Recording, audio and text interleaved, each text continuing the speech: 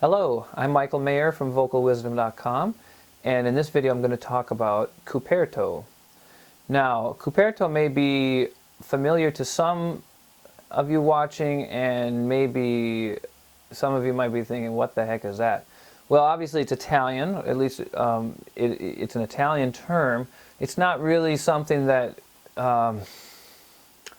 that's easily translatable from Italian. And to be honest, I'm not real certain of the whole back history of this. I'm not even sure what a good way of describing it is. For a lot of people who do know what Cuperto is, they think of it in terms of an exercise. Now, this is something that's been popularized by my mentor, David Jones, at voiceteacher.com. And so I wanted to explain it for people who maybe read about it in his writings and wonder, a little bit more, like an example or an explanation. I'm going to give kind of the basics of it, and maybe not the whole. Obviously, I can't give the whole, the whole process, but I want to give the basic concepts of what the heck it refers to and how you use it. What's the use of it? Now, I'm going to start by saying I don't really talk about Cuperto myself. I like to instead just refer to it as what it basically is, which is a tiny little head voice. That's it. Cuperto's, a lot of vocal things are like that, where it's it's more impressive to use an Italian term that, can't be translated directly, so it kind of has a little bit of mysteriousness to it, and people don't know what it is, just like falsetto. Falsetto is an Italian term that nobody can really define, definitely, because some people think it's one thing and other people think it's something else, and it just kind of, so it has this, uncertainty to it, and Cuperto is kind of like that too. So I like to just refer to it as what it is, a little head voice. And basically where it starts for me and how I use this concept, use this vocalization, because technically it's really a register. It's a type of vocal adjustment. It's not really an exercise, and so when we talk about a Cuperto exercise, it's an exercise that's designed to work this register, this particular register adjustment to get the benefits that it provides, because it really does provide quite a few benefits. So I'll try to cover those too. So Cuperto, little head voice. Generally, this is exercised on a little oo sound. Basically, where it starts is, I'll just give it to you right now. Ooh. Ooh. It's kind of like, it's supposed to relate to the cooing sound of an infant. The cooing sound of an infant, and actually infants of many different animals, species, make sounds of this sort. Maybe not exactly the same, but similar. And so when we do this, I like to kind of encourage people to think of, like, imagine they have a baby in their arms and they're trying to soothe it. So it's not like big full voice, whoo, it's just ooh, ooh. Like you're using your voice to caress the baby and soothe the baby and make it feel, good. And so that attitude can be helpful to find this small amount of voice. One of the benefits of exercising this tiny little head voice is just the challenge of making it. the challenge of producing it. So that in and of itself is a benefit, because anytime you can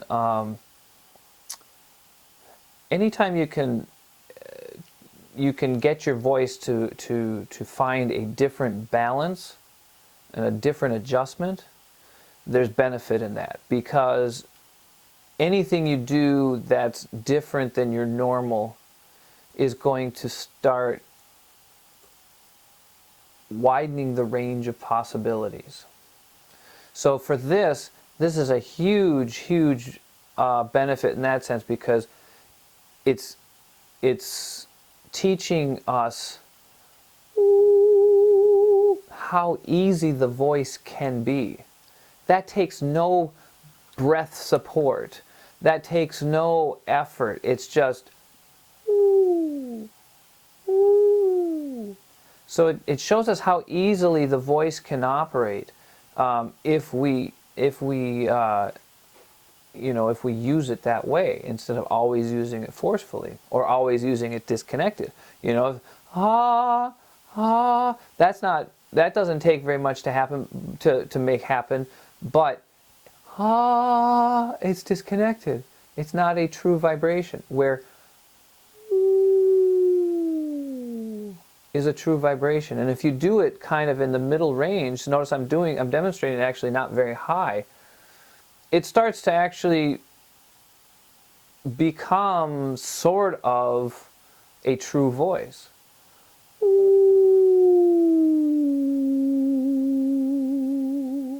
That's actually just kind of more like a very, very quiet version of my natural voice, rather than being like a falsetto. Ooh, that's completely different. So that illustrates another significant benefit to exercising the voice with this little head voice, is that it helps us recognize the difference between a true pure tone or pure vibration and unpure or diluted by leaking breath.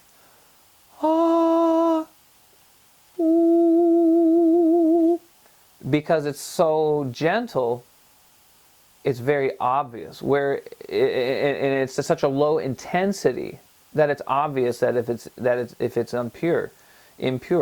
Because if you're singing full,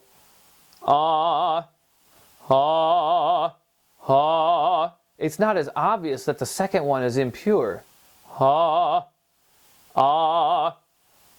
Because there's more noise, there's more sound. So the sound covers up the impurity of the glottis. But if you take it down to, you basically want to take it down to its least, or its smallest dimension.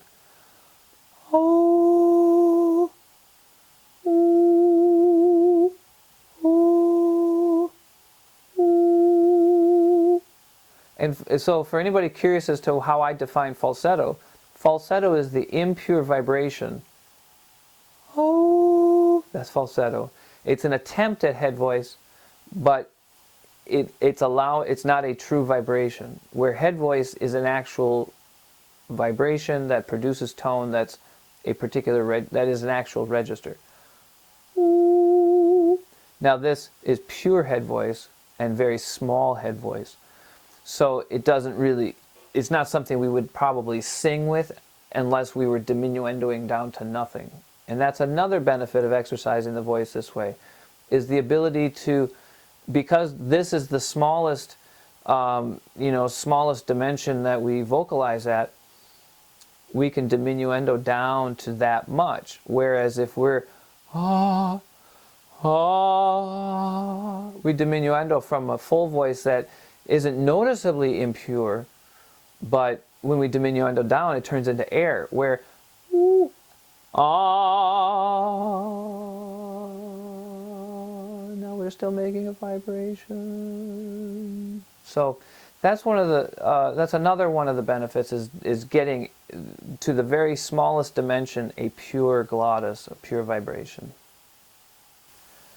So the pure vibration is really, for me, a fundamental necessity. And by using this tiny little voice, that I have found to be the most effective way to establish the pure vibration. And so this then becomes a significant benefit in our full voice singing, because when this is the foundation of our full voice singing, it is much easier, much more flexible, easier to sing through the full range. Because it's so small, it's easier to vibrate high notes and low notes. Because we associate it as a head voice sort of adjustment, we wouldn't think that it would have any real benefit to our low notes. But actually, because it's creating a much easier phonation, the voice is much more elastic also. That's another benefit, the elasticity. It makes singing low much more complete and much easier also. So those are only a few of the benefits of exercising the voice this way. I've found over the years a great deal. It just kind of keeps coming. New ones pop up all the time because based on different individual situations. So experiment with it. If you've read about it, hopefully this gives you kind of a better idea of what it is. Generally, the way I use this as in an exercising situation is always in a descending pattern. I always start out with just simple 5-note scales. And then you want to start high enough where you can easily produce a head voice. Sometimes it's helpful just to think of it as being just as quiet, as quiet of a sound as you can do.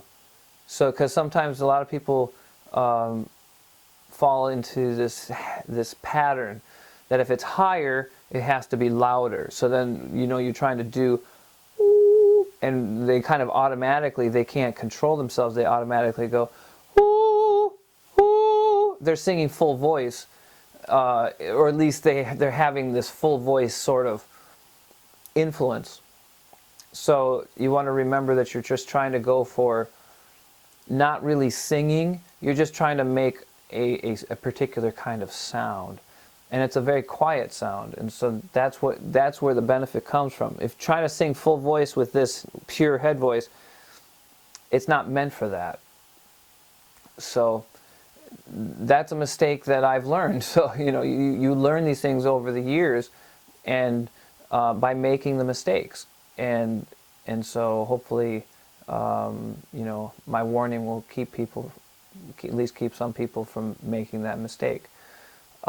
So descending scales, and then I also like to then expand that to an octave arpeggio so first you start with 5, 4, 3, 2, 1, and then kind of go down into, I actually like to go as low as you are comfortable going. Usually for most people that's kind of halfway or sometimes more than halfway through the middle range. So you want to start in the high range and then, maybe on G, and then work your way down if you're a male. If you're a female, I just start on C, middle voice C, because the female voice, the majority of their range is in this head voice adjustment already. So exercising, but then think of it in terms of being really quiet, very small. And then the octave arpeggio, and you can take that down,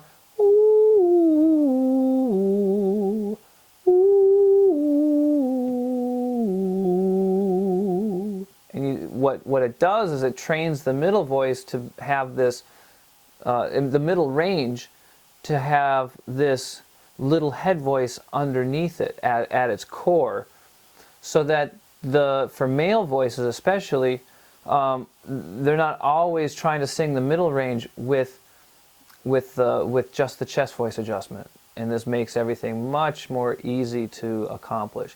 then your energy can be productive because of this adjustment. So if you're interested in learning more about the how of developing this and how to apply it and use it, you know, that's what I teach. So it takes more than just what I can give in a free video here. So you can contact me and find out more. I go more in depth as much as I can in my virtual voice class. That's the most affordable way of getting, you know, getting all the good stuff.